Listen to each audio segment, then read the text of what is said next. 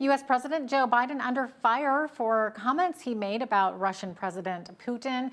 So much happening with the Ukraine-Russian war. Here to discuss it all is our foreign affairs correspondent Lisa Daftari, joining us out of Los Angeles. Lisa, thanks so much for joining us once again. So great to have you on.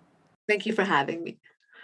Lisa, Ukraine President Volodymyr Zelenskyy is considering adopting a neutral status in Russia's peace deal, meaning that they can't join NATO. So what can you tell us about this? It's surprising that the two sides have not come together sooner. And the reason I say that is if they're both being transparent about what they want or what their contingencies are to come together for a ceasefire and lead to peace eventually, their asks and their what they would concede are not too far apart from one another. So if there is no daylight here, then perhaps they can sit down and discuss it. What it remains to be seen is whether or not Putin is being honest about what he wants. And he did outline 6 things that he would want in order to move forward with a ceasefire. And he relayed that to Turkey's leadership to say, it's going to require Ukraine not joining NATO. It's going to require them to demilitarize. It's going to require them to denazify, to take out all their Nazi and extremist elements. It's going to require them to make, the Russian language not taboo, make it one of their official languages. So it's not too far from what Zelenskyy is saying, where he's willing to surrender in order to have peace. I mean, the country has been torn apart, over 3 million refugees on the run. And, again, what they're both wanting, hopefully they can come to the table sooner rather than later to have talks to really hash this out and to really minimize the number of deaths and all this other instability, including the migrants that are on the run. Yeah, and that's just it, right? I mean, we're looking at how many casualties now. It's too bad that they didn't reach this conclusion a number of weeks ago. Right, that's exactly right. And you just watch this, it seems so senseless. I mean, we see all kinds of, on both sides, obviously, we know that the Russians lost 40 to 50,000 of their troops. Obviously, the Ukrainians, innocent families and children and mothers. And of course, those who are willing to take up arms and are not trained. We even had American journalists that were killed. So this is, it's not easy to watch. It's not easy to accept it, especially if you're a Ukrainian, you're watching your native land be torn apart and losing loved ones. And again, being displaced, having to move to a foreign place, to a foreign country, you don't know the language, you don't know the culture. Who wants to leave home or who wants to hide in the basement? This is all senseless. We are watching a modern day war, which resembles that of a traditional, of an antiquated war, really. We kept talking about how in this day and age, we're only going to see, or we're going to mostly see, cyber attacks and more of the modern forms of warfare. And this is completely barbaric. This is completely antiquated. And to watch this and to say, the world is just standing by and watching, and it's Putin's, he has the upper hand because we're watching him. It's his turn to make a move, right? And that's why everyone is really concerned. I mean, will he escalate? Does he have his back up against the wall? Will he, bring in chemical weapons into the mix? What will he do to perhaps escalate to win this and not go home a loser?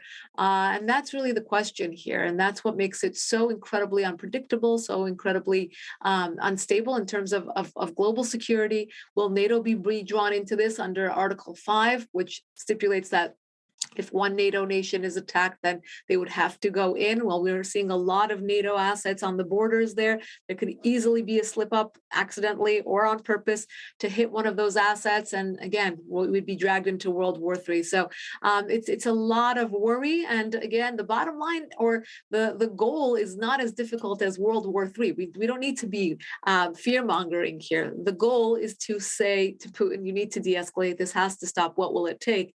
And to see if he can be honest about that question. Yeah, it's such a tumultuous situation. Now, Lisa, while the international community is sanctioning and isolating Russia for its invasion of Ukraine, Russians may be allowed to buy Iran's excess enriched uranium under a new Iran nuclear deal. So, Lisa, aren't many analysts pointing out that Moscow shouldn't have any role in the nuclear deal because it can't be trusted? Oh my goodness, right? This, you can't make this stuff up. It's so crazy. So not only is Russia the arbiter here, they are the middleman. They are the really the star of the show when it comes to the Iran nuclear deal, because the US is saying, please push this through for us. We want it so badly that we're asking you to be the broker.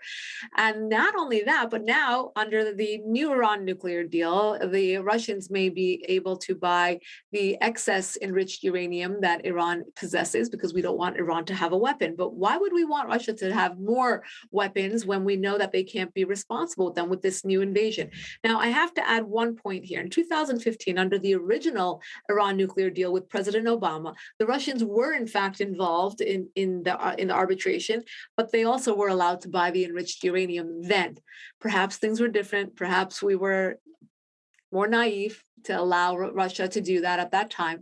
But now, when we are actively involved, as you said in your setup of this question, as we are actively involved in sanctioning, in marginalizing, in really punishing Russia, particularly with their military might, particularly because they went into Ukraine with their military might, why would we want to give them more weapons? Why would we want to make them more powerful and offer them this incentive of buying enriched uranium? It makes absolutely no sense, but here we are. Here we are, exactly. And Lisa, speaking of other countries sanctioning Russia, we're meanwhile seeing India buying discounted Russian oil, and they're feeling justified in doing so. Oh yeah, and their justification? It's on sale, right? Look, it's very hard to find friends when you are being sanctioned, when you have a difficult way of collecting money and selling your oil, and when you have that, you need to put it on sale and find new trading partners and offer, incentives. And the Indians are saying it's just fine. We're gonna pay up and we're gonna buy this oil. Look, it's very difficult to get everybody on board for the collective good of punishing Russia, and we did so late. So Russia was able to have this wiggle room. I think the United States definitely dragged their feet with sanctions, with oil sanctions, with really targeting Russia and hitting them where it hurts. And for that reason, we see a lot of this, ability of for Russia to find loopholes, to find new trading partners, to get closer to Russia. I'm so sorry, to China and to the Iranian regime and to many others. So now you see India and you see Afghanistan and you see other, relationships growing here between Russia and its neighbors, only because they're able to and they need to. They need to find new regional partners. And look, rogue states will stick together. And India, well, they're just looking at this as an opportunity. They're not by no means rogue, but they're seeing cheap oil. They're seeing an opportunity to purchase it, and they're going for it. Now, Lisa, you'd mentioned before, of course, what a volatile situation this all is. And over the weekend, President Zelenskyy of Ukraine making a desperate plea for fighter jets and tanks from the Western world to help come defend his country. But on Sunday, he even accused the West of cowardice. Yes, this has been a pattern we've seen from President Zelensky. Look, in so many ways, he's being hailed as a hero, and so many people look to him, particularly in the West, as this new cultural icon, as somebody who is young and a former comedian with no political experience, but now he's rolled up his sleeves and he's, really the Goliath in this David versus Goliath battle, and he, is just sorry, David rather than Goliath. He's really the underdog, but he's really pulling up his sleeves and saying, I'm not going anywhere. I'm going to be brave. I'm not going to cower down. On the other hand, we see him come out and say, thank you to the world. And, you're doing great. And I couldn't do it without you. And then he has his moments of saying, we need more. You're not doing enough. He berated the West. He berated Israel. Meanwhile, these are the hands that are feeding him. So I don't know how effective this is in the long run, although his pitch to Congress here in the United States was actually extremely strong. And many felt that it was very effective in really winning over the hearts to get much more aid sent to Ukraine. And that's exactly the announcement that Biden made in the aftermath. He didn't exactly get the exact jets he wanted. He didn't get the no-fly zone he wanted, but he did get a lot more than he would have, I believe.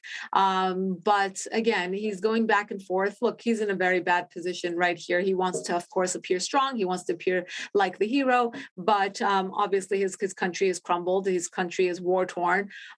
3 million refugees on the run is not something to be proud of. And he doesn't know when or how this will end. So for that reason, he is lashing out at the West to do more, to do more, to do more. And he wants them, he wants us to get involved. He wants us to help him get rid of Putin. And that's understandable, right? But of course, the West does not want to get involved. This should not escalate to something militarily for the West. But he's received a lot of aid. He's received a lot more than I believe he even believes he would have gotten initially. So I think at this point, it's really going to be about getting talks and getting a ceasefire in place, getting the Russians to back off, giving them a few of the items that they want, because they are in comparison to what we are dealing with. It's an easy sell, I think, to the Ukrainians. And I think Zelensky has given us that message too. Now, Lisa, of course, you mentioned President Joe Biden earlier there. So let's talk about Biden for a minute. He's kind of backpedaling now, saying that he was not calling for a regime change when he made those comments that Putin, quote, cannot remain in power. Yeah, it sounds like he was calling for regime change. I don't know what else that would mean, but it looks like his advisors thought that this was escalatory in his rhetoric, and he should not be speaking that way. So they all walked it back, including Secretary of State Antony Blinken, who was in Jerusalem, and he said, "No, no, no, no, this is not what we meant." And Biden was asked again as he was leaving church in Poland, and he said, "No, no, that's not what I meant. I just meant he can't be this, this rogue dictator who walks into Ukraine." It's interesting because perhaps that is what he meant. And, why not stick to what you mean? Why not be strong? Why not? I mean, this is how we got here to begin with. And if anyone thinks differently, just read your history. When you have a strong presence, you have a strong voice and strong actions coming from the West, you're not going to have this kind of behavior by rogue nations. You're just not.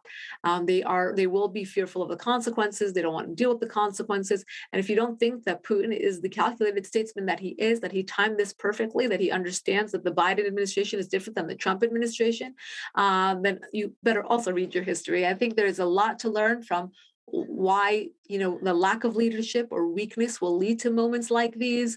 And when you say something like Putin must go, you should stick to that. When you walk it back, it's worse than not having said it in the first place. So it shows a tremendous amount of weakness and really cowardice. And there are many who believe he should have said that and he should have meant it. And speaking of regime change, there's a lot of places around the world where regime change is necessary, including the Iranian regime, where we're now striking a deal with to give them even more legitimacy. But anyway, yes, the Biden administration will definitely shy away from concepts like regime change, particularly when it comes to a dictator like Putin, unfortunately. Yeah, and of course, the effects of this war are trickling all over the world, into North America as well, as Russians and Ukrainians are trying to enter the U.S. via Mexico. Lisa, what can you tell us about this? Yeah, this is tremendous. I mean, we know that all different kinds of people are coming in through trying to come in through the southern border through Mexico here into the United States, and most of them being from Latin America, but we have seen other elements come through the Middle East and Europe. But now we are seeing Ukrainians and Russians take that same route. Look, if they're watching the news, they're thinking that's probably my easiest, the easiest way or the best chance I have at getting into the United States. And they're probably not wrong. So what I am hearing is that Customs and Border Patrol, when they are finding these individuals, they're actually looking at it at a case by case basis. And the internal memo that went out around March 11th said that the Ukrainians should be looked at, in a different way. So they're assessing their paperwork differently. And many of them are getting through while the Russians are being turned away. Look, Russians are running for a different reason, and many of them started running when the war started, and that's because of either their political views or they're afraid of being drafted into the war to be sent into Ukraine. So they have reason to be on the run as well. But it looks like the United States is taking more of a black and white approach, where Ukraine good, Russia bad, and allowing perhaps some Ukrainians into the country, even though this is of course illegal, just like many others are trying to get in illegally. But yes, they have found this route, they have found this way, and the United States is trying to work with them. All right, so Lisa, a top official says Russia is trying to split the nation in two, almost like North and South Korea. Do you see this happening? Yeah, absolutely. I think Russia will take what it can get. And if that means splitting up a nation or even making it like polka dotted, I don't think that that's a concern for Putin. I think he looks at the map and he says, I'll take what I can get wherever I can get it. And for him, He's very confident in his ability. So he looks at it and says, well, if I can get this one region, perhaps later on I can get another region and another region and another region. So I think that the danger in that is allowing him to even be in Ukraine. But now that he has these two territories that he wants to claim, and he has Crimea, those are all part of his 6 items that he is asking for. That might not be a bad option just to get peace, just to have him out of Ukraine, to stop the tragedies, to stop the migrants, to stop all the bloodshed. That is what Putin will want. I know that it's a fear of Zelensky's. It's not the ideal situation for anyone, because the Ukrainians for the last decade have been working on a national identity. That's why they are so pro, the Ukrainian language versus the Russian language. That is why they want to be unified under one flag, one territory, one language. But again, unfortunately, if it's going to mean that they have to surrender their peace for that, then it's not going to be worth it. So, and on the side of Russia, he'll take whatever he can get. So I'm sure he wouldn't mind splitting up the nation and taking his territories that way. Lisa Daftari, our foreign affairs correspondent out of Los Angeles. Thanks so much for joining us today. Great to have you on again. My pleasure. Thank you. Thank you for having me.